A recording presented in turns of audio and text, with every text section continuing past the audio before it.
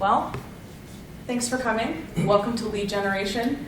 I was trying to think because I wanted to have an excuse to come to I was going to come to the conference anyway, but I live like 6 hours away, so I had to come up with a reason. So I thought I'll talk at the conference, right? And I was, what am I going to talk about? And I thought, it would be really interesting to talk about, lead generation ads because, do you want to make more money? Sure, we all do. Do you guys remember? I'm depending on what website you look at, I'm either Gen X or millennial. So I'm on that interesting cusp where the 1990s commercials come back to me. But Sally Struthers told us that, we can make more money through correspondence courses, but I'm here to tell you we can make, I think, money a little bit easier probably. Instead of our VCR repair business to take out some lead generation ads. So my background is my name is Nicole. I have a marketing company. I've had it for 15 years. When I quit my last real job, I told my boss, I really think this Facebook thing is going to take off. So here we are, 15 years later. I think there's 400 people in QuickBooks. So I've worked with literally hundreds of different organizations. And being in a small place, I mainly work with small businesses because people I run into at the grocery store. But being having techie friends and sort of being slowly dragged into tech myself, helping build WordPress sites and stuff with my colleague Matt here. If you want to keep in touch, there's some various ways. I do a weekly video on my YouTube channel where I react to online marketing gurus, so that one's fun. And the newsletter is a monthly one, so if you want to lightly keep in touch, those are two great ways to do that. But today I want to talk about lead generation ads as a concept, why I think we should consider using them, kind of what our offering could be, the different platforms that offer them, at least some of them, because basically if somebody will sell you an ad, they will sell you a lead generation type of ad too. It's definitely a thing. And we can use them not only for customer acquisition, but for actual idea testing, which I think is probably more interesting if you don't own your own business. And I'll talk a little bit about troubleshooting various ads. So I made this very simple graphic, but the basic thing with ads, anytime you open up, by the way, I do not have the internet on my computer, so we'll have to rely on my screenshots, but when you open up, Meta Business Suite or Google Ads or something, the first question it asks you is, what is the reason for this ad, right? And the reason for this ad is there's multiple reasons for the ad, and just one of them is a lead generation kind of reason. But the basic thing to think about is the more you ask of people, the more your ad is going to cost. So, for example, awareness is just look at this thing. And so you guys have probably all seen the Facebook Boost button, and it's pay $5 more and we'll show it to 1,000 more people, right? So that's a relatively low ask, and it's funny. Some people love this example, and some people are like, So my dog ran away 3 years ago. I know. It was during COVID, and I went into a restaurant. I tied her in front of the restaurant to go in and get my food. She broke her leash, ran down the street, and was missing. So what do? I take out I take out just an awareness ad for the entire area. I'm like, if anyone even sees this dog, I want to know about it. And so for $15, I got 6,000 people to see it. And so the cost of reach was less than a penny. Now, that doesn't count, it got shared a bunch, so that wasn't counting toward the ad or anything. But this is just my results from my particular ad, so a lot more people saw it. The story ends well. Yay. She was found in a hole 5 weeks later. Oh my gosh. She was skinny, but she was alive, and now she has her own Instagram account, which I do not maintain. Someone else maintains this. So I am equally surprised when the dog posts too. So if you want to follow my dog on Instagram, that's her handle. So all's well that ends well, but sometimes awareness is a perfectly valid reason to take out an ad. Yeah. In that case, right? Yep. Now, and in terms of awareness, what we're actually doing is we're putting the ad in front of the eyeball, right? We haven't made them do anything. They just saw it in front of their eyeball. Now, if we want them to click, we're asking them to lift their hand and go like this. So we're asking a little bit more. So those ads tend to cost a little bit more. So for example, during COVID, I own 2 co-working spaces, and I pivoted hard to virtual memberships because, I'm paying for 5,000 square feet of empty office space with no revenue. It was real fun. So I ran an awareness ad for our virtual membership, and as you see here, our costs are a little bit higher. I want people to click and learn more, what the hell is a virtual membership to a co-working space, right? I can't really say everything I want to say in the ad, so I want to get them to a website where I can tell them. So that cost per interaction was around 82 cents, so a little bit more than a penny. So we see that the more we ask of people in general, the more our costs are going to go up. Now, there's another kind of ad, which I'll just briefly mention but not talk about today, called conversion ad, which is you hook up your website into whatever ad platform there is, like through the Facebook marketing pixel. And so you can take out a conversion ad that says, okay, I only want to take out an ad if someone goes through the conversion process, right? Like they buy something. Now, what you can say is, well, the average person on my website spends $100. Now, are they going to spend $100 that particular time? We can't guarantee that, right? So there's a little bit of a thing there, but these kind of ads where we're really asking for something, it tend to be a little bit more expensive. So a lead generation ad is basically like, hey, give me your information. Now we got to give them a reason. You know, people just aren't handing out their email addresses usually. So, for example, I was thinking about moving my co-working space to the next town over. I had like I had a deal going potentially, and I thought, I wonder if we moved from this place to this place, if there would be enough interest to sort of either justify opening a secondary location or just moving outright. So I took out a lead generation ad, and I said, hey, give us your email address if you want to be kept up to date with the fact that we might be moving. And so I tested the ad set across 2 audiences, so I got whatever 8 plus 5 is. And I spent, whatever that is. And so as you see, my costs are going up, right? I went up from 82 cents for clicking over. Now I'm paying $11.25 per email address, and you're like, I know, it's expensive, right? Like it looks expensive, especially when you're used to the cost per click or that kind of ad thing. And then basically what happens, in case you've never done this before, is the leads kind of go into whatever ad platform there is, and then you just download them. Now, some, obviously, if you wanted to integrate, like let's say you have a CRM or something, you can use something like, is it Zapier or Zapier? I say Zapier. Okay, I've always wanted to know. I've heard it said both ways. So you can use something like Zapier and obviously integrate it directly, but all these websites will hold the leads, and then you download them as a CSV file. So you have the email addresses, and it collects a lot of other things like the exact timestamp, and it has a lot of fields of data, but mostly we care about the name and the email address. And you can collect other things too. You might ask them a couple of questions. Obviously, that's totally something that you can do. You don't want to make it too long because you want them to actually fill it out. So anyway, so a lead generation ad, like I said, it looks kind of expensive compared to the other ads, but I think in particular for our industry, it can be a really good fit. Why lead generation ads? Because we can highly target them, and I'll go over what some of the individual platforms allow for targeting, because they are a little bit different, LinkedIn versus Google and stuff like that. But we can be really highly targeted, and chances are, you know who your client is, right? You know maybe what companies you want to work with, maybe you know the sort of the titles that they have, in terms of their job titles. You might know of their, annual operating budget generally, something like that. You can really target these ads specifically to that. And you can collect information, not just their name and email, but maybe a couple points that allow you to follow up with them. So maybe you say, do you have a Drupal website? Maybe that would be a useful thing for you to know when you follow up with them. You can ask them a couple of little questions. And I see a lot of people will run these kind of ads for things like, real estate or cars, big products, right? And the reason that they do that is because, it works great if you have a high average customer value. So in my co-working space, when I paid $11.25 for that email address, okay, well, my membership costs between $199 and $399 a month, and the average person stays at least 6 months. So if I can convert one of those people, if I pay $100 and get 10 of those names, if I can convert one of them, I've more than paid for my ad set.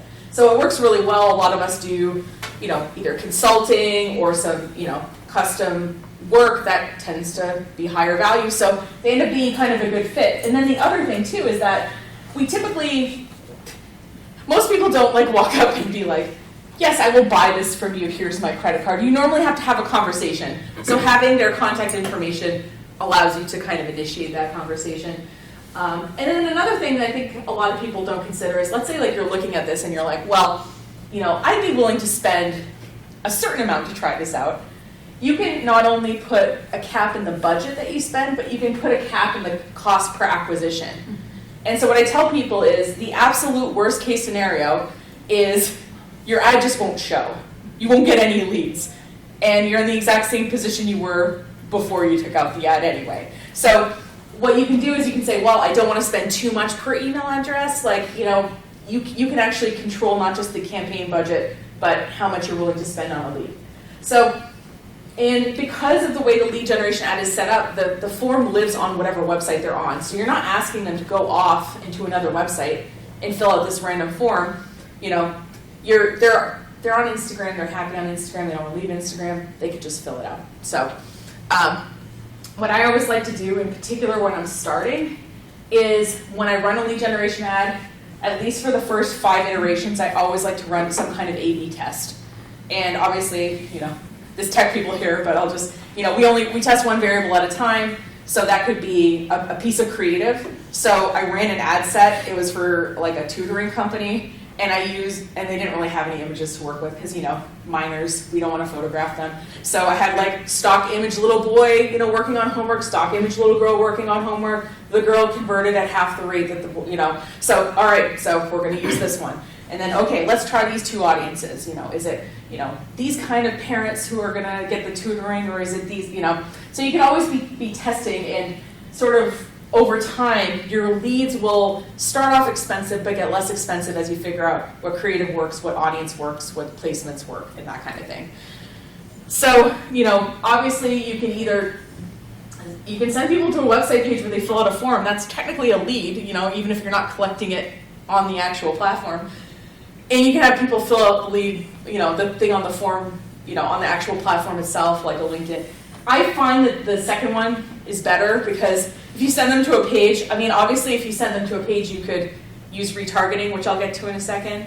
Actually, I'll get to it right now because I might as well. Basically, every ad platform allows us to remarket. And I'm sure you've experienced this as a consumer where you're looking at something and then you go on a site and that pair of boots that you were looking at follows you all over the internet. It's called retargeting or remarketing. So all of these platforms allow you as the website owner to retarget your customers on different platforms. So this is an example on my co-working space of my pixel. As you see, this is a Facebook one. It just says 518, that's not clickable. It's not going to tell me who these people are. It's 518 total events. Is that different people? If Matt goes on my website and clicks on it twice, does it count him as 2 events or 1? I don't really know. But what I'm tracking, in addition to the default thing, which is page views, I'm also tracking their behavior if they fill out a membership thing and purchase something, or if they subscribe to our newsletter. So what I can actually do is say, okay, take out an ad to people who've looked at my page before and get them to come back. Now, if you are going to do this on your website, you have to have a cookies notice, which you probably notice on websites, the thing that pops up. And you actually have to, when they say opt out of tracking, you have to stop tracking them. They're in California, so we might as well be compliant for the most strict ad platform, I think. And you have to have a privacy policy that's linked on every page of your website. And what most people do is put that in the footer.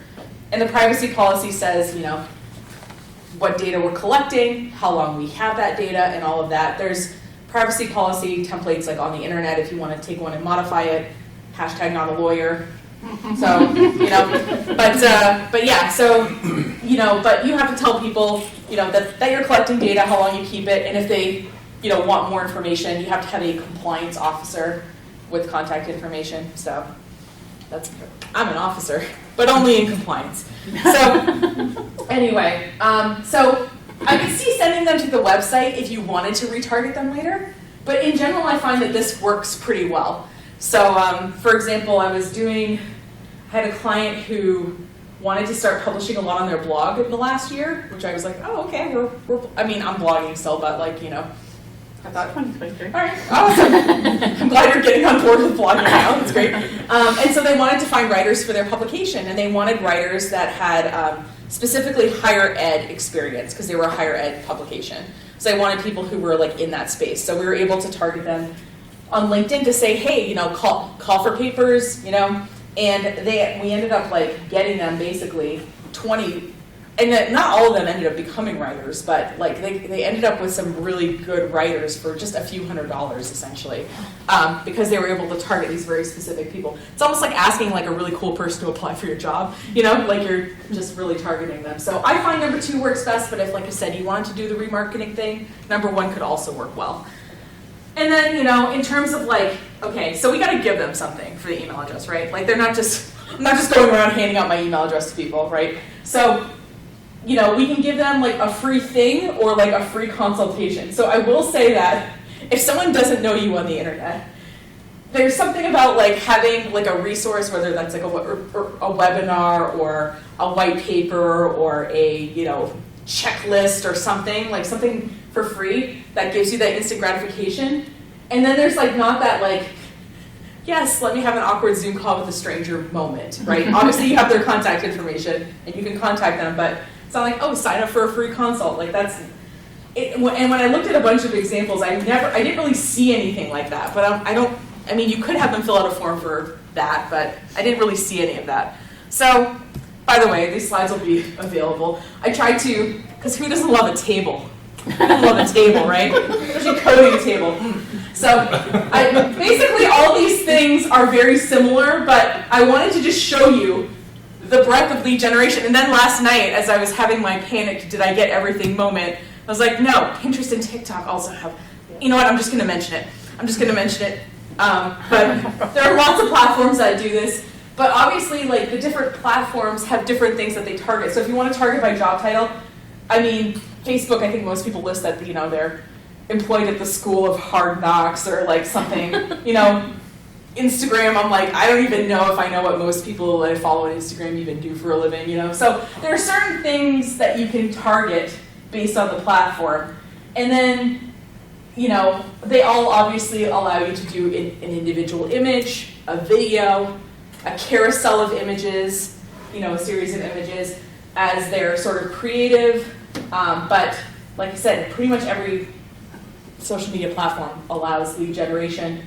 I won't go into the different things necessarily, maybe during the questions we can, but I thought that it was interesting that, like, for example, like, obviously, like, Google has a giant, you know, amount of data about you if you have a Google account, right? So, like, you can target people with, like, who are searching things with, like, purchase intent or something. So not somebody who's like, what's the best free CMS versus Drupal, you know, integrators are like, you know, hiring Drupal integrator or something. Like, there's certain key phrases where somebody is like lightly interested versus they're gonna buy something, and you can sort of go about that. And I also thought it was really interesting that Reddit, like, you can target by like groups that people up, you know, by what people upvote and downvote, and like what subreddits they follow and stuff like that. Like, just real interesting kind of stuff. So, and I mentioned, they all have the remarketing pixel thing. You have to add the individual line of code to the website for it to retarget. So you have to go on the individual platforms, make the code, put it on, like,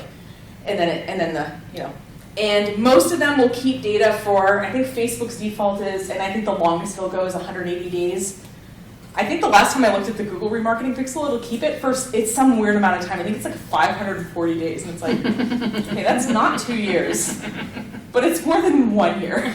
Anyway, it's some weird number that I was like, okay, but typically they don't keep data forever, but they'll keep it for some period of time. I think that sort of 6-month period is what you can expect. Sometimes there's a default one, like when you start setting it up, you can click the toggle down and you can make it keep the data longer. So like Google, for example. And they all have this thing, and it's called, I think it's called similar audiences on Google. It's called lookalike audiences on Facebook and Reddit and Instagram. It's called matched audience. It's all the same thing. It's all called slightly different, which is you can generate an audience that looks like an audience you previously targeted. So, for example, on Facebook, I can make an audience of people who follow my company Facebook page. And then I can create a lookalike audience of those people. And what it does is it makes an audience of people who behave like the people I'm targeting. Maybe they click on similar links, they follow similar pages, like they're a similar kind of person, right? And for Facebook's lookalike audience, I know it generates between 1 and 3 million people that will fit your criteria. Now, obviously, if you have a more local business, you might say like, well, a lookalike audience, but like I want local, you can say take the lookalike and narrow it down to people within a 50-mile radius of this place or something. So you can actually take the lookalike audience and you can narrow it further. But what I found, like when I give a workshop, I'll do it to my company audience, and then I'll do it to the lookalike. And the thing is, I think my company audience, like they know I'm giving the talk, like they're on my email list or they follow my social media, they already know. I get much better response from my lookalike audience because they're people who would theoretically like me, maybe if they knew I existed. So I think lookalike, theoretically, asterisk, small print, they might not like you. But point being is like you can make these audiences and be able to take out ads to them as well. So I took some screenshots before I left the hotel in case my internet didn't work. So if I was like, okay, I'm in Boston and I want to take out a lead generation ad and I work with, local companies, like I have a local company, I work with local companies in the Boston area. As you see, I just say like, all right, I'm targeting the greater Boston area. As you see, I have 5 million people and it's estimating my ad costs. But if I like further narrow it to say like, okay, who's deciding to hire me or not? The marketing director might hire someone like me to come in and help run ads or something because they're busy doing other things. Or I try to think of the decision makers and I can add them, and suddenly my audience is a lot smaller. So like you can, and as you're running these ads, you can go in the ad platform. Like it's not like, okay, you have to pay right now. You can go through this whole exercise and not set up anything. Like you can just kind of see what's out there. And if you want to see what's out there, most of these places, it's so funny, because you look for ad examples, and Facebook has an ads library, which is super handy. You can see what pages are running ads now, or what they've run in the past, and what they look like. You can't see who they're targeting, but you can see what the ad kind of looks like. So there's just some examples here, and like I said, you'll have the slides. So of the different places, you can just look at kind of what ads other people are running, maybe give you some inspiration, and I have a couple of examples here, but I might come back to it in a second. But to me, like the two reasons to take out ads are like customer, like, do we want to make more money? Yes. And I got to meet some new people because it's a recession and everyone's cutting back on marketing. So, I had a very interesting December where, I lost a lot of recurring revenue. I got to make up. So it's all right. This is what we're doing. We're pivoting. That's what we do as tech people. Pivot. So I'm in the customer acquisition mode, right? So it helps to know like how, when I talk to someone, how many people go forward, right? Because that gives me an idea of how many people I got to get in there. And then, how many people, once I get them in here, like how much money do they end up spending with me over time? And then I can kind of reverse engineer this because there's a Facebook ads calculator. You can basically like change the numbers and it'll show you like, oh, this is how much money you should spend on ads or whatever. And sometimes it's a negative number, so like that means you're losing money, so like don't do that. But I can target maybe a lookalike of my audience. Like I said, these people don't know me yet, but maybe they're gonna like me. I can retarget my website traffic, so people who've come, they've looked around, maybe they haven't bought anything yet. I can exclude the people who've purchased. I can even actually upload an email list. I can upload a list of emails and I can exclude the ad from that particular email list. So I can exclude the ad from my existing customers. And by the way, they'll all let you upload an email list, although LinkedIn, the minimum email list is 10,000. Oops. I know, so I can exclude them on LinkedIn, I guess, which is fine. But just thought I'd warn you about that, because they don't tell you that. You'll upload the file and it'll say failed because you don't have 10,000. It's like, if you would have said that, but I would have uploaded it, I wouldn't have bothered, but okay. I don't have 10,000 people on my email list, full disclosure. And then obviously you can target by demographic, and we want to, like I said, continuously test. And, for me, it's like how, paying for a lead, right? So I have a proposal software, because I finally was like, all right, you've been in business 14 years, you got a team of 4 people, you're putting out proposals. I got to see, like, I want to know what they're looking at. I want to know. So I've been using it for like 2 years now. So by the way, this before, I was at like 26% and feeling like a rock star. This last little while has been, so, but that's my conversion rate. I talk to people and that many people have signed on in 2 years. So I've got a good amount of data there that, okay, that's about my closing rate probably when I get to talk to somebody. So, if I know that, and then I know my average customer value is $5,000, like I said, I can plug those numbers in and I can see like, okay, I should be spending $11 a lead. Yeah, I can probably spend that because I'm probably gonna make that back. Again, it's not like 100% perfect or anything, but yeah. So obviously we can take them out to get customers. Now, I think the more interesting idea, well, and also especially if you're like, I don't have a business, I don't really care. If you want to test an idea, I think a lead generation ad can be great too. So I took a class once. I'm not sure how I feel about this. I'm just sharing this as a possibility. And if you feel a little about this too, I totally get it. But her thing was, if you run an ad to a resource, it doesn't have to exist yet. You could see if people are interested and then make it after. And I was like, but like the person in me who was like, ooh, but I said I had it, and like, anyway. So you could totally do that. So if you say had, a Drupal solution that you thought was perfect for concert venues, and you were like, I've been thinking about like fixing, there's a couple of weird issues. I've been thinking about fixing it, but like, do I want to put in the time to it? You could take out a little ad set to your specific person and see if they're interested in learning about, integrating Drupal better into a concert venue or something like that. And if you got like some interest, you'd be like, okay, like that gives me the idea I need to like finish the thing, right? You are going to pay some money to test the idea, but it's still going to be cheaper than acting on an idea that's terrible. For example, expanding my co-working space into a market that clearly was not interested in it.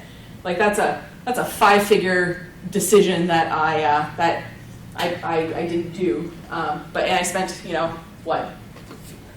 100 plus 150. I can do that. 100 plus 50. To talk to, and I talked to those, 12 people or 11 people I got, and like, they were, I had the conversation.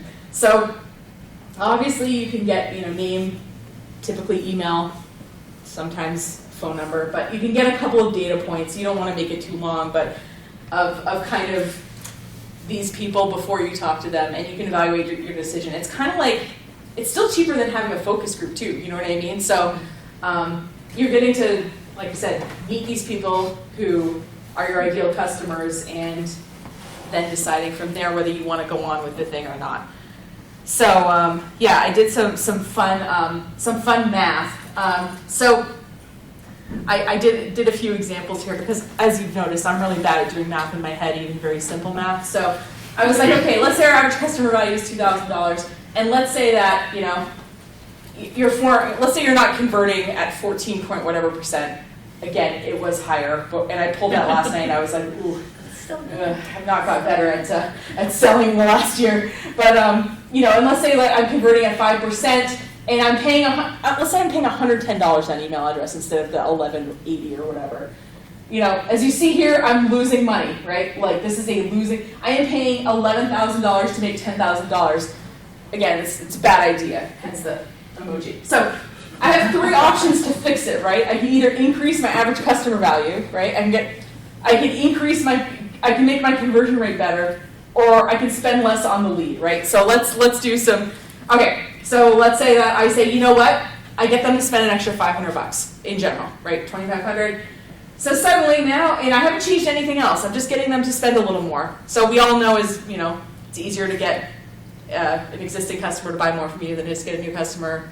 There's some adage about that, or probably some stats about it. Suddenly my numbers are looking a little bit better, right? And then obviously the other thing I can do, and this is what most people I think should do, so as web people, I hope you'll help me get the word out there, is like helping their website not suck, or helping their like offer not suck, is if I just increase this conversion rate, suddenly like it's a lot, and I'm increasing it like from 5% to 10%, like I didn't say like, 40% are converting or something like crazy.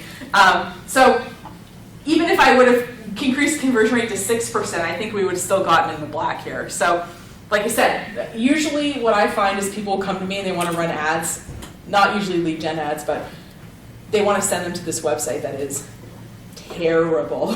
And you have to have that kind of conversation. So in short, there's basically if your website is converting really low, maybe we're fixing it first. But again, lead generation ads are your way to manage around that, right? So you're like, they won't pay to fix the website. Cool, we're going to make the form be over here so that they don't have to go to the website at all. So that's one way to deal with that. It is worth taking your time to test the audiences and creative. I think I glossed over the visual, but I started with $11.80, and I finally got my leads for that particular, because I want to talk to a little more people. Also, it's like the next town over. They can drive to that other co-working space. I got it down to like $3 and something, but just by running a few tests and sort of fixing things. I've read different stats for this, but this is the one that I found on Facebook. Like 56% of your lift from ads is the creative. So make your visuals not stink generally. And obviously the different platforms offer slightly different targeting options and general audiences. So it might be worth, I haven't done a ton, for example, with Google, but I've done a lot more with LinkedIn and Facebook/Instagram, because that's where my audience is, and that's where we can target. More B2B people are kind of more on LinkedIn. And yeah, lead generation ads are worth it if you have a high customer value. You won't see a lead generation ad for a coffee shop, give us your email and we'll put you on our email list for our coffee shop, because their average order value is $20. And so, but the lead gen ads, you'll see them a lot for, like I said, big items, cars, houses, and like I said, I think web development or technology solutions, because people do need to be educated on that sort of thing. So anyway, that's what I had. They told me to go 30, and I see I'm at 31, and then give time for questions and stuff. So let's take the time to do that now. So does anybody have any questions or want to talk about stuff? Like I said, the one bummer is I don't have the internet, so I can point you to stuff. Yeah, go ahead. I was curious because you were mentioning kind of the content over consultation. Did you see any benefit to in terms of having a hybrid between the two, online chats? Oh, if you're sending people to a website and you want to, actually, that's a great question. So, hold on, sorry, I don't know how, I downloaded this on Keynote, and so there is a lot of the creative so there's a message. So you can actually initiate messages actually in a lot of these platforms. I guess these other ones, you're in the common thread, but you can do actually, you can do a Facebook one. I don't know why I didn't put that in there. You can do a Facebook ad, and the thing that you're starting is a message. So you could sort of start the conversation on those platforms. Now, obviously, if you wanted to send people to your website, because you've got somebody there who's manning the live chat all the time, you could do that as well. But yeah, I mean, you could do something. You could run a small campaign and see how it worked. I would do that maybe to an audience who kind of knows about you a little bit, though, because because it was just some random person, and I'm seeing your thing for the first time. It's oh, do you want to chat yet? And I'm I don't know this company just yet. Yeah. So I would do it maybe to an audience you've already interacted with. Like I said, it could be a remarketing situation, or it could be, like you said, you can upload an email list to all these different platforms too, and you could use that as your audience kind of engage conversations. Yeah, no problem. Just a quick question. What's the click-through rate on a lead gen ad versus an awareness campaign? So it's funny. So the co-working space thing, I'm trying to remember how many clicks I got. Obviously, I'm paying for the email address, but I think I got some traffic. I mean, people clicked over to the website to look at it, I guess. And I think I was why did I make them a custom landing page where they would have gotten to this specific thing? But I wasn't thinking at the time. But what you can do, because obviously when they look at the ad, you're paying for a specific outcome. But that doesn't mean they're not going to click over to your Facebook page and look at that, or that they're going to not go over to your website or something, because it definitely does happen. I'm trying to think. I think I got, let's see, how many people did I show that to? I'm trying to remember. Where's my lead gen? Okay. Oh, I paid for. Oh, right. I didn't. I'm trying to remember how many people saw it. I think several hundred people saw it, and then I got whatever 8+5 is to fill it out. But then I think I got 50 or so people over to the website. Okay. Yeah, I'm trying to remember the exact number. Again, sorry, I came here early to try to get on the internet, but yeah. It's really more about the CTA than the actual kind of getting them to go through the click through. Yeah. I mean, I wanted their email, and if they went to the website to go find out like bonus, like I didn't pay for that, but like that happened. And like some people did follow, right? They were like, oh, what's this? You know, they hit that follow, you know. I mean, obviously, like when you see the ad, you can click on the name of it and then you're at the co-working space. So some people chose to follow us there. So sometimes you get outcomes that you didn't really pay for, but like are kind of nice bonuses. But yeah, and like I said, I know it's a more expensive form of ad, but I think, like I said, for tech businesses, I think it can be really, really good. In particular, like I said, not just for customer acquisition, but to test that idea before you sink a bunch of time into it. Yeah. Yeah, so I have a client I just signed that we're looking at doing some potential ad spends, but it's a little difficult because they are a fundraising group that gives money to victims of domestic violence, Okay. and then have a section of their website to redistribute those funds. So we're trying very hard to, well, we're currently trying to figure out the best way to target people with money without retargeting or accidentally getting any ads to pop up to people at risk. Right. Because Okay. that could be very dangerous for that to appear on their search history. Right. Or have pop up on their Facebook if their partner is around. And Right. so we haven't done anything yet because we're still trying to research the best way to have one website where only people who land on very specific pages. And right now we're very risk adverse to doing anything. Is there a way to silo those kind of two groups I mean, safely you could- on when it comes to retargeting? Because we would like to raise as much money to Well- help, but also don't want to risk. Right, so the retargeting, don't mind me, I'm just not used to this interface. I'm just looking for my retargeting slide. Where is it? There it is, okay. So, like I said, so when you set up like and I'm not sure what software the website runs on, it kind of depends, but the default thing, like I said, if you just set up a remarketing pixel without doing any customization, it's gonna just track page views. But you could set up like a specific thing that it tracks, like looks at this, you could have it like track looking at certain content.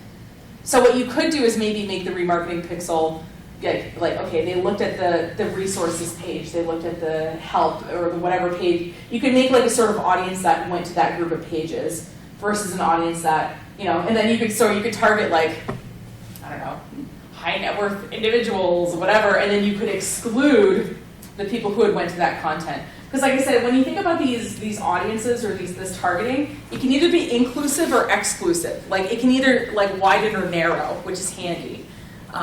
So maybe I would do something like that. And then, I mean, you could also just exclude, I don't know how they keep the data of people who have come in for services, or clients, or I'm not sure what the language is for the people that this organization helps, but you could also upload, because the thing is like, you could upload like their information and just like exclude them from targeting in particular. I mean, I get that they're not new people who you might be trying to reach out and help, but yeah, you can make this track much more specific things if you set up. You just have to set up the tracking for it. Like I said, the default like out of the box like click install done is the page view, but you can do more granular tracking than that. And websites do that. Like you've probably seen big e-commerces do that. Like you were looking at a specific like pair of sneakers, and then it's like showing you like not just that pair of sneakers, but like stuff by that same designer or something, you know? So e-commerce sites are doing that kind of thing too. So whenever I see like, okay, a big company is doing something like that, I figure it's probably possible for us too. But yeah, that's what I would do, is I would make some specific targeting around those sort of help pages so that you can exclude those people. Gotcha. Can I comment on that? Yeah. I've been experiencing on Facebook, as time goes on, more and more dysfunctionality in that you're being shown stuff that's totally inappropriate, not in an area that you live, subjects of things that you specifically indicated you don't have an interest in. Have you noticed that? Yeah. The thing is, like, if I wanted to, yeah. So there's like this idea of like disrupting, right, with ads, like of like, I'm gonna put something really crazy that like is gonna, yeah. I've noticed that too, that their targeting's getting a little weird. It almost seems like the algorithms are broken to me. You know? Is it the algorithms or is someone hostily trying to advertise stuff? Because I have gotten some sponsored ads from like Fox News-ish, anti-trans, all sorts of stuff, purposely popping up on my feed. So I'm like, are they targeting specifically queer people to see really hostile ads. And I'm also wondering I if would they're disagree. doing it for engagement or something. Do you know what I mean? Like they're putting in front of, people who will be like infuriated about the ads, and and I have a client who we run ads for a lot, and he's very left. You know what I mean? So, and you can't on Facebook target people by political affiliation. So you have to kind of go around it. You're like, likes NPR. Doesn't like Joe Rogan. You have to kind of go like sort of around it. But figuring out his audience how do we, what are some maybe, left-leaning publications that we could also say that they might also like, and I think there maybe part of your page reach is engagement. So if you show something that will infuriate somebody, maybe they're going to leave a comment about what a jerk you are, and then you're going to get more engagement on your page. I don't know. It doesn't surprise me that Fox News is doing this sometimes. No. So I'm like, I don't think the algorithm's broken. I think they're just bad at people. Yeah, I think, and then the other thing too is, spend evilly. and the amount of people who are just really bad at ads too is like kind of, I used to get, up until I turned 40 and apparently my womb dried up, I would get a ton of ads for kids stuff. And the thing on Facebook is like, you can target parents of certain age children. I like hashtag child free, like throughout my 30s, it was like, daycare for your child. And I'm just like, okay, either you're really bad at running ads, or like, I'm not your person. So I think some people are just bad at running ads. I'll be completely honest with you.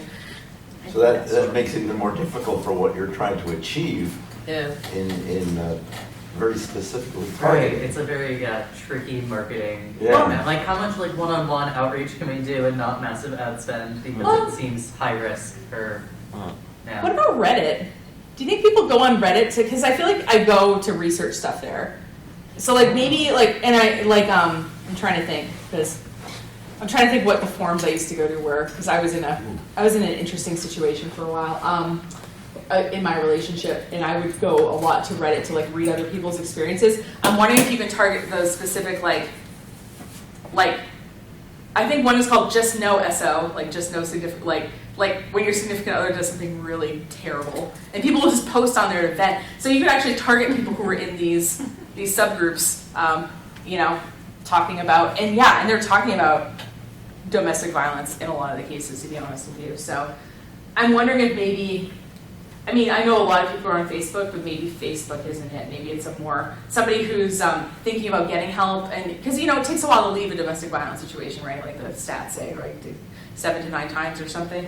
So maybe we want to if they're looking there for information and validation, maybe that's where we want to serve them some kind of content. So, and you can there's like a sponsored Q&A thing where you can be like, hey, we're this organization, we serve this area, we're happy to answer your questions. A lot of people might use throwaway accounts for that, but at the same time, once they know your organization exists, they can reach out. So, I don't know. It's kind of a cool. Not that I want people to have that problem, but it's kind of an interesting advertising thing for sure. There's a lot of possibilities. Yeah. Kind of exciting. Yeah, it's a really interesting project. Yeah. It's like, I think it can be tricky but in a very interesting market. Yeah, I agree. Yeah. Is it generally fair to assume that B2B targeted ads are more appropriate for like LinkedIn and Google versus something like Facebook? Or does it depend? I think it can depend, but I think in general, yes. Yeah. I think in general, yes. But I think it could depend. Because, it might be worth an experiment.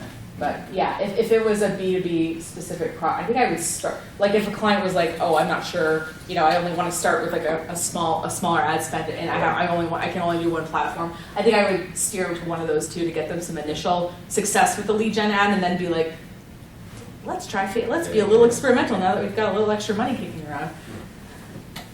Yeah. One of our executives is interested in possibly entering into TikTok space for that. Have you seen any benefits to being able to work with TikTok and sponsored work on there? Yeah, well, and TikTok, it just came out with that kind of shopping stuff and all that. I've seen it less with, I guess I've seen like sort of coaches or like individual people do stuff with it more than I haven't seen a lot of like, I guess, tech companies and stuff doing stuff with it, and it's kind of geared a lot toward e-commerce recently with their latest updates. Got it. I'm not saying I wouldn't try it. I love my two favorite social media sites. Not that anyone asked, are Reddit and TikTok. Those are my two favorites. So, but yeah, I think there's definitely a possibility with the platform. I don't know if a lot of decision makers. Actually, I got hired off of a TikTok I made. Yeah. About ranting about Dave Hollis. So there you go. So he's one of my best clients. So I think there are people there making those kind of decisions. I just don't know that we can consistently target them. I might cross-post stuff there, though, for sure. Yeah.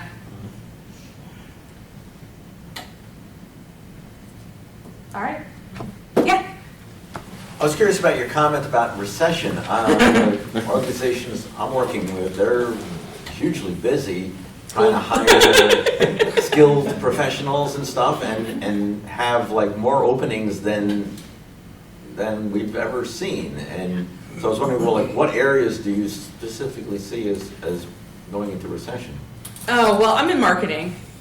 So this is my third recessionary period that I've lived through as a business. This is what I notice is when it comes time to renew the contract, people start, and then I get we're kind of pulling back on spending. So I think what happens is people reinvest in these times into their website and into training. That's what I've noticed with my business. Again, sample size of one, but I notice that people are like, they don't want to do ongoing marketing work, but they're like, okay, I'm already paying for this website or something. And suddenly they're like, look at their website and say, gosh, I think this website should be doing more. So I can see, maybe you web dev people are not having the issues, and maybe it's just me who just is losing a lot of money every month.